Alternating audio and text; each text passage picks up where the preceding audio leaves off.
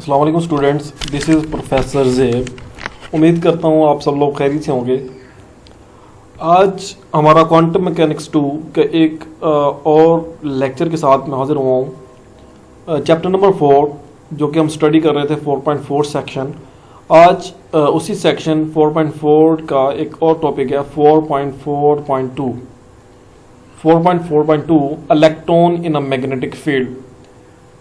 Topic के नाम से ही क्लियर है कि हम आज के टॉपिक के अंदर क्या स्टडी करने जा रहे हैं।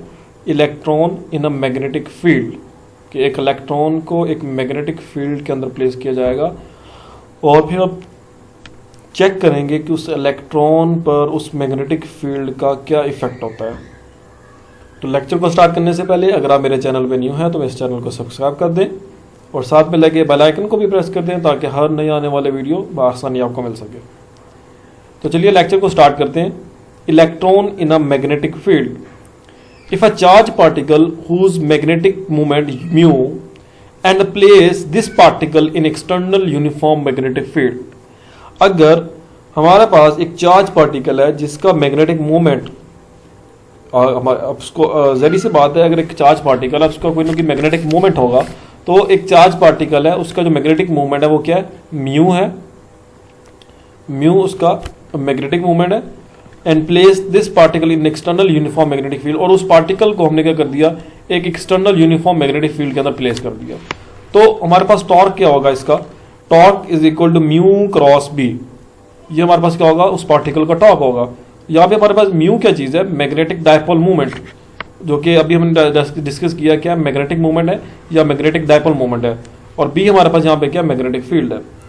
हैमिल्टोनियन आपने डिस्कस किया होगा क्लासिकल मैकेनिक्स के अंदर भी, और शायद क्वांटम मैकेनिक्स के अंदर, क्वांटम 1 के अंदर शायद कहीं पे डिस्कस किया हो। बेसिकली हैमिल्टोनियन टोटल एनर्जी होती है, काइनेटिक एनर्जी और पोटेंशियल एनर्जी। लेकिन इस केस के अंदर हैमिल्टोनियन जो है वो डॉट प्रोडक्ट है मैग्नेटिक मोमेंट का और मैग्नेटिक फील्ड का, और जो कि क्या है नेगेटिव के अंदर है। तो H is equal to minus mu dot B. According to spin जो म्यू है मैग्नेटिक मूवमेंट है वो किसके इक्वल होता है, आर डॉट एस। ये अकॉर्डिंग टू स्पिन है, किसी भी पार्टिकल के स्पिन है उसके according mu is equal to R dot S. S हमारे पास यहाँ पे क्या है, स्पिन एंगुलर मोमेंटम है, और आर हमारे पास क्या है, gyromagnetic ratio. R is the gyromagnetic ratio. So put mu is equal to R dot S in the one. ये जो हमारे पास म्यू की वैल्यू है, इसको अगर हम इक्वेशन 1 के अंदर पुट करें तो R is equal to minus R B dot S हमारे पास आ जाएगा, जिसको हमने इक्वेशन 2 का नाम दे दिया। If we apply magnetic field in the Z direction, अगर हम जेड डायरेक्शन के अंदर मैग्नेटिक फील्ड अप्लाई करते हैं तो हमारे पास बी किसके इक्वल होगा, बी डॉट के हमारे पास यहाँ पे एक यूनिट वेक्टर है across Z direction, I J K होता है ना। तो इस तरह X Y Z, I X axis cross I unit vector है, Y axis cross J unit vector, and Z axis Z direction के cross K unit vector. So B is equal to B dot K. Put B is equal to B dot के in equation 2। इस value को हम equation 2 के अंदर put करेंगे तो R is equal H is equal to minus R B dot के into S. H is equal to minus R B dot S cos theta. अब यहाँ हमारे पास एस कोस थीटा किसके इक्वल आ गया, हमारे पास जो कि हम डिस्कस कर रहे थे जेड डायरेक्शन के अंदर। तो ये जो एस जेड है which is equal to S cos theta, जो कि जैसे प्रीवियस लेक्चर के अंदर हम इसको स्टडी कर चुके होंगे। S is equal to S Z is equal to S cos theta. So H is equal to minus R B dot S Z. हमने इस इक्वेशन का नाम दे दिया इक्वेशन 3। एज वी नो, जैसा कि हम प्रीवियस लेक्चर्स के अंदर एस जेड की वैल्यू को फाइंड करते आए हैं, एस जेड की वैल्यू हमारे पास क्या थी, H cut by 2 1 0 0 minus 1। So put S Z in the equation 3। हमने सिंपल एस जेड की वैल्यू को इक्वेशन 3 के अंदर पुट करना है।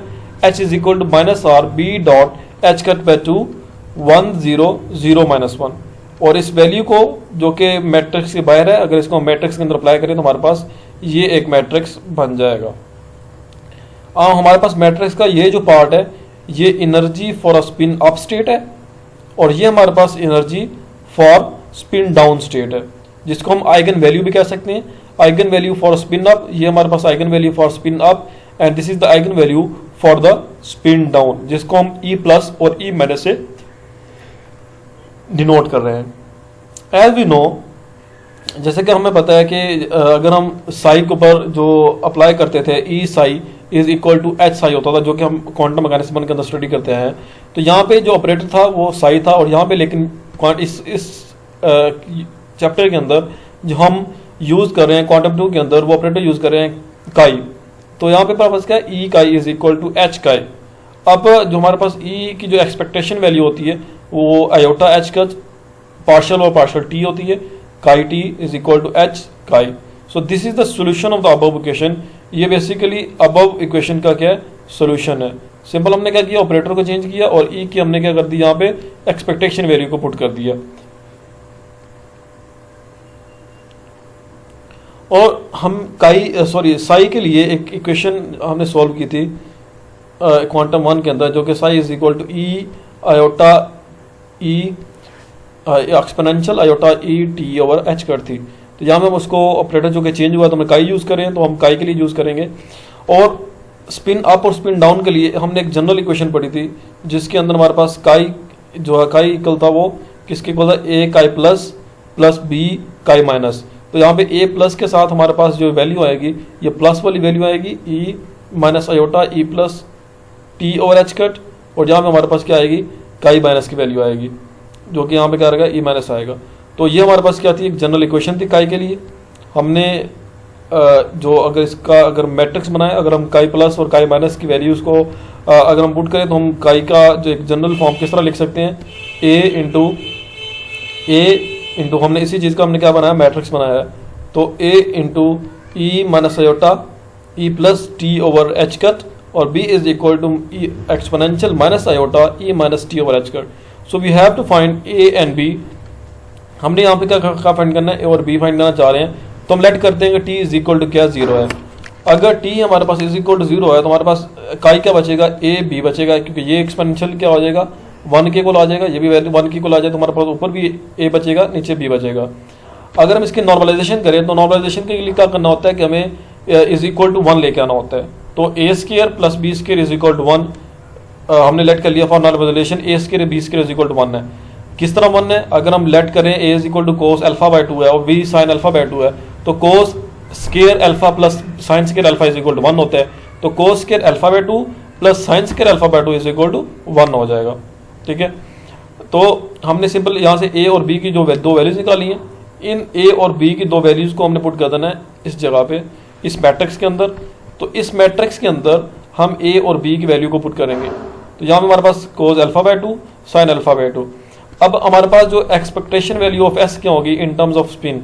अगर हम in terms off spin value find करना चाहिए, एक्सपेक्टेशन वैल्यू एस की, एस जेड की, एस वाई की और एस एक्स की, तो अगर हम एस एक्स की बात करें, तो एस एक्स के लिए हमने क्या करना होगा, एक्सपेक्टेशन वैल्यू हम किस तरह फाइंड करते हैं कि हम क्या करते हैं, उसको ऑपरेटर को सैंडविच, उसको क्या करते हैं, सैंडविच कर देते हैं ऑपरेटर्स के दरमियान। तो यहाँ पे हमारे पास क्या है, काई डैगर है इंटू काई है कोस alpha by 2 E iota E plus T by H cut, और ये हमारे पास क्या है, sign alpha by 2 sine alpha by 2 iota E minus T by H cut. और ये हमारे पास किसकी वैल्यू थी, एस एक्स की वैल्यू है। ठीक है, ये हमारे पास किसकी वैल्यू है, ये हमारे पास वैल्यू है काई डैगर की, और एक हमारे पास वैल्यू यहाँ पे क्या होगी, काई की वैल्यू होगी। तो इसको जब हम सिंप्लीफाई करेंगे इस इक्वेशन को, तो हमारे पास एस एक्स की वैल्यू आ जाएगी H cut by 2 sine alpha cos alpha cos gamma T, sorry cos omega T. इसी तरह सिमिलरली अगर हम एस वाई और एस जेड की वैल्यू को फाइंड करें, एक्सपेक्टेशन वैल्यूज को, तो उनके आंसर कुछ इस तरह आएंगे, minus H cut by 2 sine alpha cos omega T, and S Z की वैल्यू आएगी H cut by 2 cos alpha. ये इन वैल्यूज को हम किस तरह फाइंड करेंगे, सेम इसी तरह जिस तरह हमने एक्स को एस एक्स की एक्सपेक्टेशन वैल्यू फाइंड करनी, तो हमने उसको सैंडविच किया था, सेम इसी तरह एस वाई और एस जेड की वैल्यूज भी इसी तरह फाइंड करेंगे, इनको सैंडविच कर देंगे काई डैगर और काई के दरमियान। तो ये था हमारा आज का lecture, electron in a magnetic field. I hope आप लोगों ने अच्छे से अंडरस्टैंड कर लिया होगा। मिलते हैं नेक्स्ट लेक्चर के अंदर, तब तक आप सब लोग अपना ख्याल रखिएगा। खुदा हाफिज़।